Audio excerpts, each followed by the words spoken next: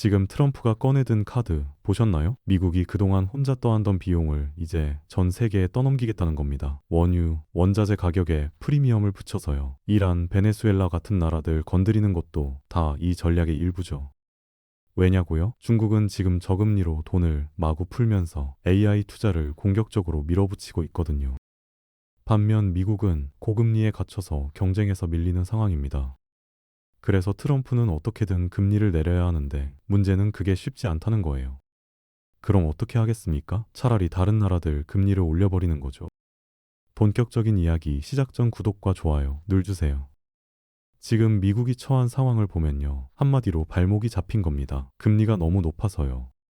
중국은 어떻습니까? 인민은행이 돈줄을 활짝 열어놓고 저금리로 밀어붙이고 있죠. 반도체든 AI든 국가가 나서서 투자를 쏟아붓고 있거든요.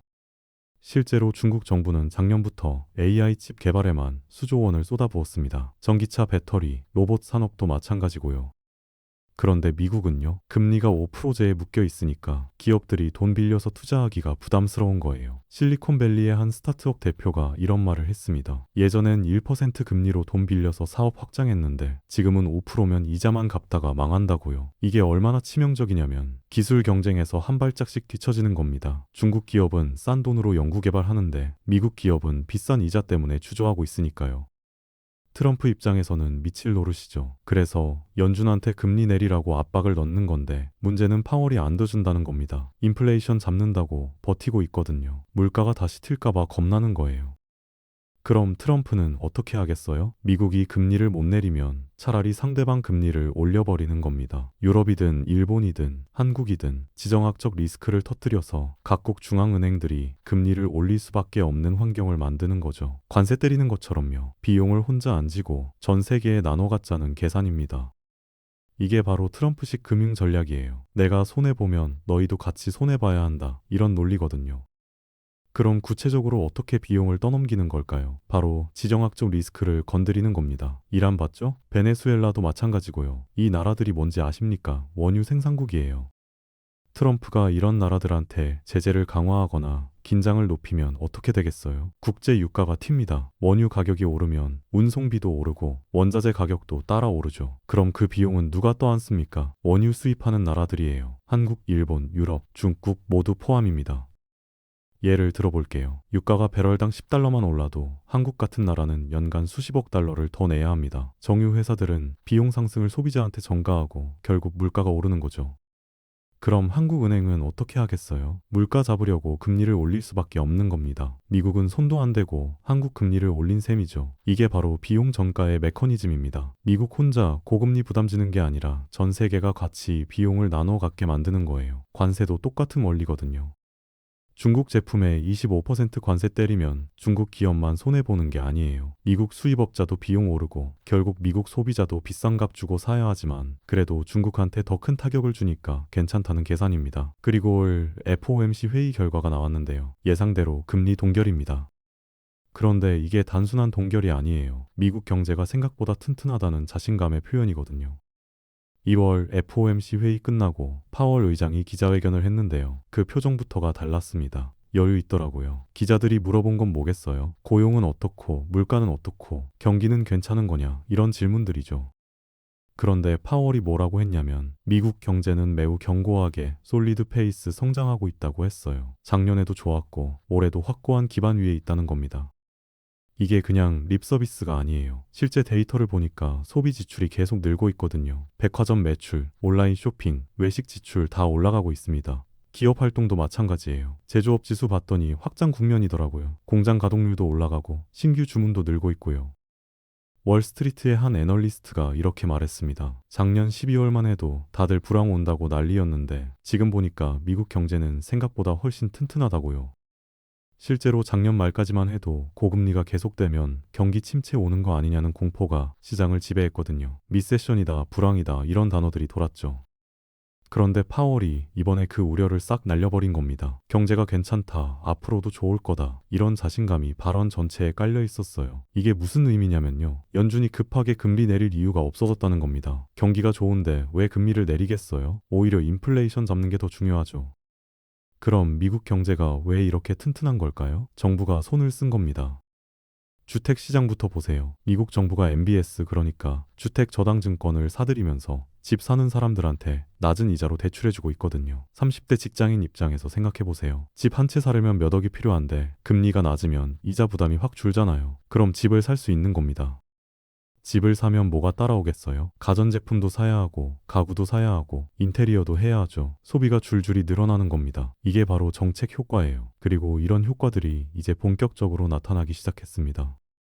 백화점 매출 봐도 그렇고 자동차 판매량 봐도 그래요. 다들 돈을 쓰고 있거든요. 물론 고용시장이 잠깐 주춤할 수는 있습니다. 기업들이 경기 불확실성 때문에 채용을 좀 미루거나 구조조정하는 곳도 있을 거예요. 그런데 전문가들 분석을 보면요. 그 강도가 심하지 않을 거라는 겁니다. 대량 해고나 실업률 급증 같은 건 없을 거라는 거죠. 종합해보면 뭐냐면요. 연준이 작년처럼 급하게 금리 내릴 이유가 완전히 사라진 겁니다. 작년엔 경기 식는다고 난리였으니까 금리 내린 거잖아요. 근데 지금은 경기가 좋은데 왜 금리를 내리겠어요? 일부 애널리스트들은 아예 이렇게 말했습니다. 금리 인상도 고려해야 하는 거 아니냐고요. 경제가 너무 과열될 수 있다는 거죠. 그런데 파월이 이 말은 딱 잘라 부정했습니다. 금리 인상은 전혀 고려하지 않는다고요. 현재 금리 수준이 이미 높으니까요. 파월이 금리 인상은 안 한다고 했는데 그럼 금리 인하는 언제 하는 거냐? 이게 핵심이죠. 여기서 파월이 한 말이 중요합니다. 작년에 금리 내린 거 기억나세요? 그게 사실 경기 침체 때문에 내린 게 아니라는 겁니다. 보험성 인하라고 표현했어요. 무슨 말이냐면요. 금리가 너무 높으니까 경제에 부담이 될 수 있으니 미리 좀 낮춰놓자. 이런 개념이거든요. 보험 들듯이 미리 대비하는 거죠. 실제로 경기가 나빠서 급하게 내린 게 아니라 고금리를 정상 수준으로 돌려놓기 위한 조치였다는 겁니다. 그럼 정상 수준이 뭐냐? 중립금리라는 게 있어요. 경제를 너무 자극하지도 너무 억누르지도 않는 딱 적당한 금리 수준이죠. 전문가들이 계산해 보니까 대략 3% 전후라고 합니다. 그런데 지금 미국 금리는 5%대거든요. 그러니까 아직도 이트 정도 높은 상태인 거예요. 그래서 파월은 이렇게 말한 겁니다. 장기적으로는 금리를 내리는 게 맞다. 다만 지금 당장은 아니다라고요. 언제 내리냐고요? 데이터를 더 봐야 한다는 겁니다. 작년에 금리 내린 효과가 경제에 어떻게 나타나는지 지켜보고 물가가 확실히 안정되는지 확인한 다음에 천천히 내리겠다는 거죠. 급하게 확 내리는 게 아니라 조금씩 단계적으로 내린다는 겁니다. 이게 왜 중요하냐면요. 금리를 너무 빨리 내리면 물가가 다시 튈 수 있거든요. 작년에 고생해서 잡아놓은 인플레이션이 다시 살아나면 안 되잖아요. 그래서 신중하게 가겠다는 겁니다. 결국 연준이 금리를 내리더라도 경기 살리려고 급하게 내리는 게 아니라 금융 시스템의 안정성을 위해서 천천히 조절하겠다는 의미예요. 그런데 시장 참여자들은 파월 말을 듣고 다르게 생각하고 있습니다. 뭐냐면요. 연준이 금리를 내린다고 해도 생각만큼 많이 안 내릴 거라는 거예요. 최종 금리 수준, 그러니까 터미널 레이트가 예상보다 높을 거라는 경계심이 퍼지고 있거든요. 작년엔 다들 금리가 3%까지 떨어질 거라고 봤는데 지금은 4% 중반에서 멈출 수도 있다는 분석이 나오고 있어요. 그럼 여기서 재밌는 현상이 생깁니다. 단기 금리하고 장기 금리가 따로 노는 거예요. 2년 만기 국채 금리는 연준이 금리 내리면 따라서 내려갑니다. 연준의 정책 금리를 반영하니까요. 그런데 10년 만기 국채 금리는 얘기가 다릅니다. 얘는 경기 전망이랑 인플레이션 기대, 그리고 국채 수급까지 다 반영하거든요. 지금 상황을 보면 어떻습니까? 경기는 좋고 인플레이션 우려는 남아있고 게다가 미국 정부는 재정 적자 메우려고 국채를 계속 찍어내고 있어요. 공급이 늘면 가격은 떨어지고 금리는 올라가는 게 채권 시장의 원리잖아요. 그러니까 장기 금리는 안 떨어지거나 오히려 올라갈 수 있는 겁니다. 이걸 디커플링이라고 합니다. 단기는 내려가는데 장기는 버티거나 오르는 현상이죠. 실제로 작년 말부터 이런 조짐이 보이기 시작했어요. 연준이 금리 내린다고 발표했는데도 10년물 금리는 오히려 올라갔거든요. 채권 딜러 한 명이 이렇게 말했습니다. 연준이 아무리 금리 내려도 시장이 안 믿으면 소용없다고요. 결국 트럼프가 원하는 금리 인하 효과가 경제 전체로 퍼지지 않을 수 있다는 겁니다. 기업이 장기 대출 받을 때 보는 게 장기 금리거든요. 그게 안 떨어지면 투자 비용은 그대로라는 거죠. 트럼프가 지금 가장 원하는 게 뭔지 아세요? 달러 약세입니다. 왜냐고요? 달러가 약해져야 미국 제품이 싸지거든요. 수출이 늘어나고 제조업이 살아나는 거죠. 그래서 트럼프는 틈만 나면 달러가 너무 강하다, 달러 내려야 한다 이런 말을 쏟아냅니다. 구두 개입이라는 건데 말로 시장을 움직이려는 거예요. 실제로 트럼프가 이런 발언하면 환율이 잠깐 흔들리긴 합니다. 그런데 문제가 뭐냐면요. 트럼프가 실제로 하는 정책은 정반대라는 겁니다. 감세 정책 보세요. 법인세 낮추고 개인 소득세도 깎아주겠다고 하잖아요. 기업이랑 국민들이 세금 덜 내면 돈이 남죠. 그 돈으로 소비하고 투자합니다. 경기가 좋아지는 거예요. 경기 좋은 나라 통화는 어떻게 됩니까? 강해지죠. 달러 강세가 오는 겁니다. 완전히 모순이에요. 입으로는 달러 내리라고 하면서 정책은 달러 올리는 짓을 하고 있는 거거든요. 게다가 재정 문제도 있습니다. 세금 깎아주면 정부 수입이 줄잖아요. 그걸 어떻게 메우겠다고요? 관세로 메운다는 겁니다. 중국 제품, 멕시코 제품 수입할 때 관세 때려서 돈 걷겠다는 거죠. 그런데 계산해보니까 전혀 안 맞아요. 관세로 걷는 돈보다 정부가 쓰는 돈이 훨씬 많거든요. 국방비, 인프라 투자, 제조업 지원금 이런 거 다 돈 들어가잖아요. 특히 제조업 강국 만든다고 공장 짓고 기술 개발하려면 천문학적인 돈이 필요합니다. 그 돈 어디서 나오겠어요? 결국 국채 발행입니다. 빚내서 쓰는 거죠. 재정 적자가 계속 늘어날 수밖에 없는 구조예요. 그럼 국채를 많이 찍어내면 어떻게 되는지 봅시다. 국채도 상품이거든요. 공급이 많아지면 가격이 떨어지죠. 채권 가격이 떨어지면 금리는 올라갑니다. 이게 시장 원리예요. 그래서 미국 정부가 돈 필요하다고 국채를 계속 발행하면 미국 국채 금리가 자연스럽게 올라가는 겁니다. 여기서 글로벌 자금의 흐름이 바뀝니다. 투자자들 입장에서 생각해 보세요. 한국 국채는 금리가 3%인데 미국 국채는 5%라면 어디에 투자하겠어요? 당연히 미국이죠. 더 높은 수익을 주니까요.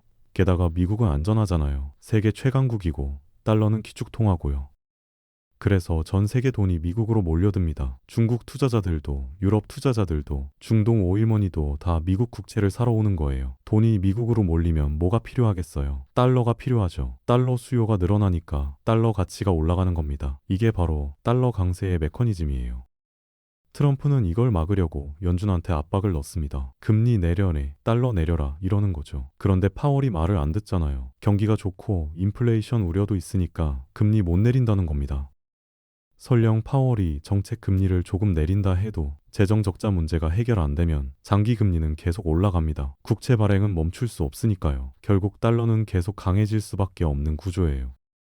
트럼프가 아무리 말로 달러 내려라 해도 일시적으로 환율이 흔들릴 뿐입니다. 며칠 지나면 다시 제자리로 돌아오거든요. 근본적인 경제 구조가 달러 강세를 만들고 있으니까요. 그럼 파월 임기 동안에는 트럼프가 원하는 대로 안 된다는 얘기잖아요. 그래서 트럼프가 뭘 노리고 있냐면요. 차기 연준 의장입니다. 파월 임기가 2026년 5월에 끝나거든요. 그때쯤이면 중간선거도 다가오고 트럼프는 뭔가 성과를 보여줘야 하는 시점이에요. 그래서 자기 말 잘 듣는 사람을 연준 의장으로 앉힐 가능성이 굉장히 높습니다. 친트럼프 성향의 경제학자죠. 그 사람이 들어오면 뭘 하겠어요? 트럼프가 원하는 정책을 펼치는 겁니다.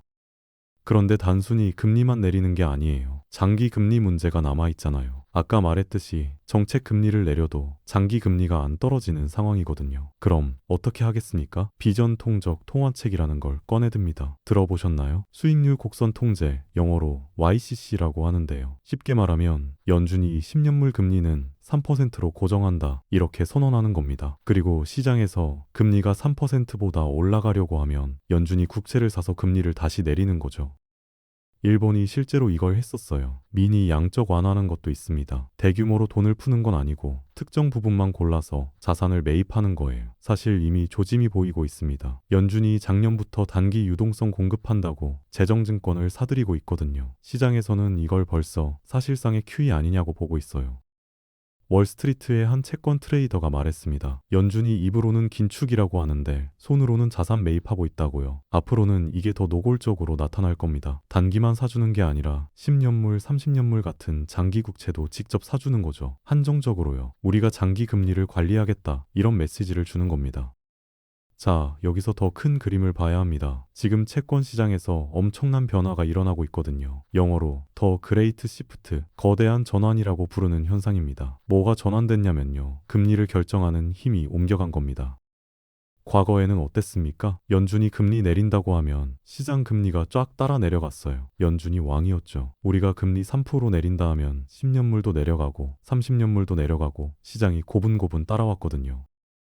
그런데 지금은 완전히 달라졌습니다. 연준이 금리 내린다고 해도 시장은 자기 갈 길을 가요. 왜 그러냐고요. 시장 참여자들이 똑똑해진 겁니다. 아, 연준이 금리는 내리는데 재정 적자가 심각하네? 국채 공급이 계속 늘겠구나. 그럼 금리는 안 떨어지겠는데. 이렇게 계산을 하는 거예요.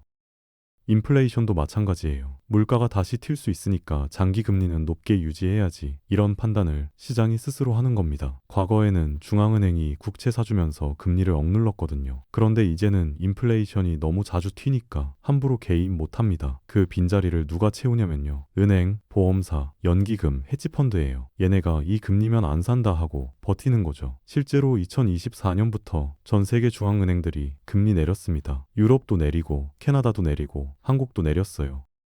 그런데 장기 금리는 안 떨어지더라고요. 오히려 오른 나라들도 있어요. 왜 그럴까요? 구조가 바뀐 겁니다. 첫째, 국채 공급이 너무 많아요. 둘째, 중립금리 자체가 올라갔습니다. AI, 로봇 같은 신기술 투자에 돈이 많이 들거든요. 셋째, 공급망 재편입니다. 중국 의존도 줄인다고 공장을 미국, 유럽으로 옮기는데 비용이 크게 올라가고 있어요. 이런 것들이 다 합쳐져서 금리의 새로운 균형점을 높이고 있는 겁니다.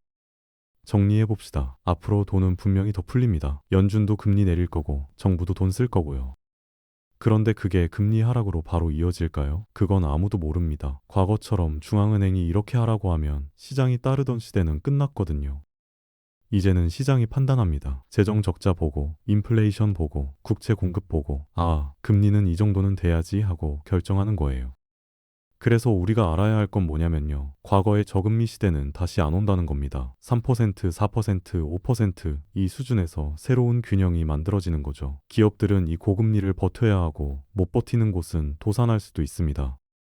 투자자 여러분도 마찬가지예요. 연준만 쳐다보지 마시고 재정, 물가, 수급 이런 구조적인 것들을 다 봐야 합니다. 시대가 바뀌었으니까요. 오늘의 영상은 여기까지입니다. 여러분들의 생각을 댓글로 남겨주세요. 시청해주셔서 감사합니다.